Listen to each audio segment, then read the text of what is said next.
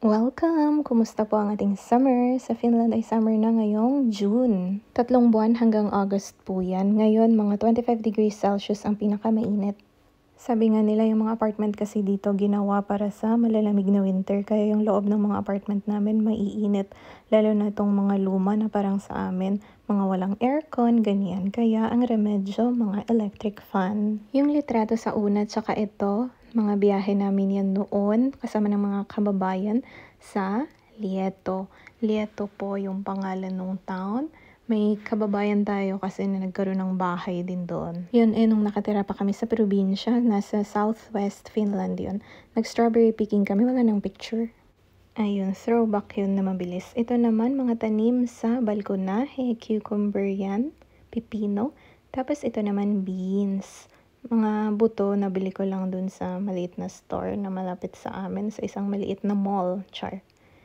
Ito naman, ayan, nagulat ako, tumutubo na, may mga bunga, hindi lang tumubo, may bunga na.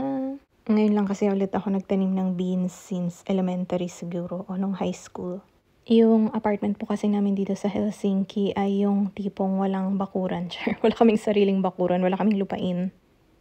Ayun, mga drama ni host, may papurutas na, kunwari may healthy living, pati yung baon, talong, kamatis, avocado, ang ulam sa rice.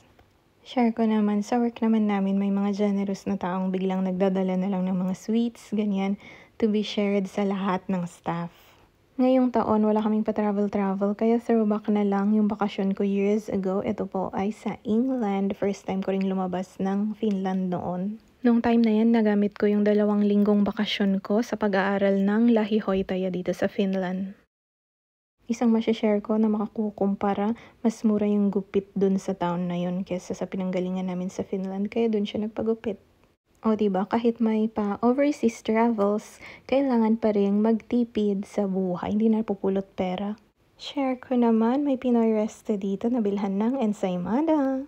Yan, mabilis na sharing pang promote sa ating probinsya, mountain province, ang kanilang local na peanut butter. Hindi lang po galing sa Baguio City, yung mga pwede nyong iregalo, ipasalubong mula Cordillera. Ang Sabangan ay katabi lang ng aming hometown. Ang may-ari ng business na ito ay Jovelyn Tuda. Ito ay galing sa PIA Mountain Province. Itong source natin, lagay natin sa description. Sunod na promotion, ang banana bread ni Mudra, gawa sa mga overripe na saging dun sa Mountain Province. Local na tanim. Siniswerte yung mga pamangkins, ginagawa daw ng merienda for after school nila. O diba, maraming nagagawa kapag maraming tanim. Hindi ito sa Mountain Province, sa kabilang ibang probinsya sa Ifugao, pero kahawig nito yung binangi namin. Yan yung paggawa nila ng Ifugao hut. Ang alam ko parang kugon grass din yan. Malaki siyang patatsulok na bubong. Bahay ng parents ng lola namin, naabutan ko pa ganyan itsura.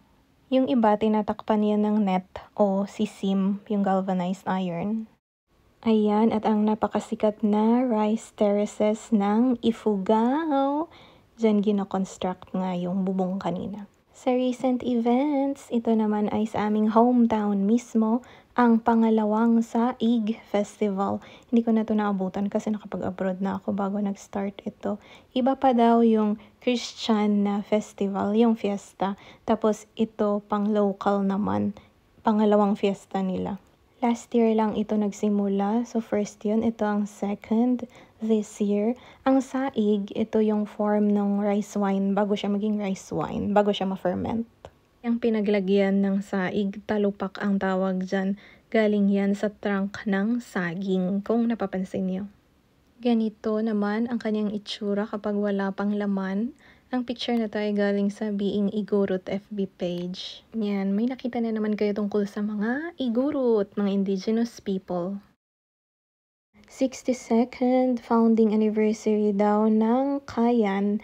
Yan yung barangay, mismo yung village, dyan sa bayan namin. Mula noon pa, pag may festival kami, hindi talaga magarbo o makulay o maingay masyado ang parade. Ito yung parade ng mga estudyante ng high school. Nostalgic lang kasi familiar yung mga kalsada, yung mga puno, ganyan pati puno, diba? Sa amin nga, kapag may fiesta, pag may festival, ganyan, laging may ground demonstration. Ilang weeks yan na pinapractice sa school bago i-present sa festival mismo. Itong lugar kung saan sila sumasayaw dyan sa presentation nila ay ang Barangay Plaza naman namin. Yan ang Saig Festival ngayong June.